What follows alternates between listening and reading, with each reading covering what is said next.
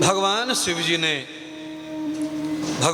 जी ने ये निश्चय कर दिया पार्वती को कि रुद्र भगवान ब्रह्मा के ललाट से, मस्तिष्क से प्रकट हुआ।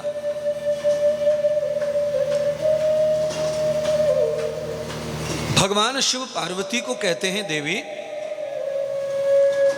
मेरे माथे पर जो त्रिपुंड है ना, ये जो तिलक है, इस तिलक में एक त्रिपुंड में, एक लकीर में 9 देवता विराजमान हैं।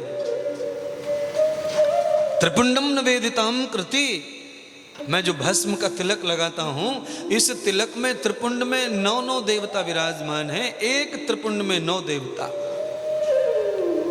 बड़ी छवि है महाराज।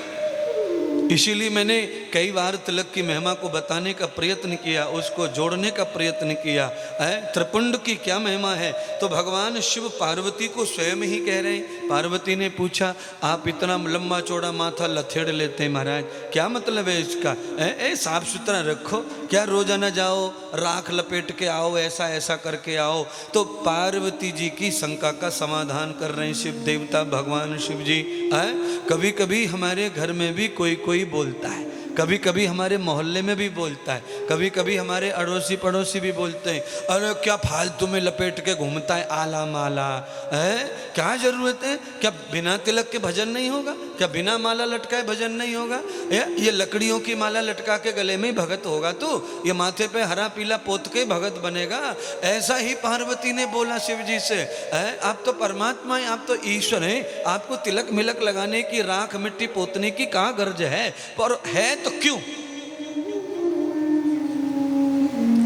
आप तो ईश्वर हैं इसलिए सुंदर हैं, आपके लिए और सुंदरता की क्या आवश्यकता है? आप तो सत्यम शिवम सुंदरम, आप तो सत्यम शिवम सुंदरम हैं, और आप सत्य हैं, शिव हैं, सुंदर हैं, तो फिर ये त्रिपुंड क्यों है? आपने बाहों पे लगा रखा है, छाती पे पोत रखा है, कोहनी पे लगा रखा है, अंगों में लगा रखा है, गुप्तांग में लगा रखा है, घुटनों में लगा रखा है, पंजों पे लगा रखा है, यद पृष्ठभागम, आपने पीठ पे भी 3 जगह लग रखा है। इतनी जगह पर भगवान शिव जी त्रिपुंड तिलक लगाते हैं महाराज। कितनी जगह लगाना चाहिए त्रिपुंड तिलक? कहा तो 27 जगह लगाना चाहिए शरीर में।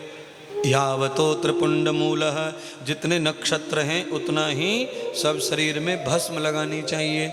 और भस्म लगाने के लिए आदमी को कोरा होने की जरूरत नहीं है, शूद्र से शूद्र भी लगा सकता है। भगवान शिव कहते हैं कि भस्म लगाने का फल है, जो व्यक्ति पापी से पापी है, शूद्र से शूद्र है, मूर्ख से मूर्ख है, भोगी से भोगी है, वासना से भरा हुआ है, अगर वो भी 27 जगह शरीर में भस्म लगाता है तो उसका भी 12 महीने में सब पाप धुलकर वो श्रेष्ठ ब्राह्मण हो जाएगा, ध्वज बन जाएगा। ध्वज उच्चते कर्मम विभूष कारण।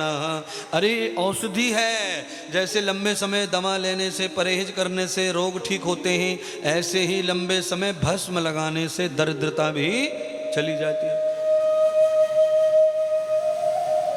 हमने बहुत लोगों को देखा है जो पूरा श्रृंगार करते हैं भस्म का,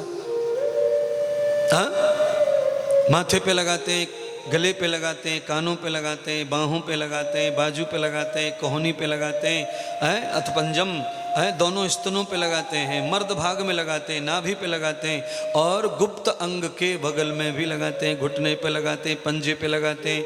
सब जगह भगवान की शक्ति चाहिए, ऊर्जा चाहिए।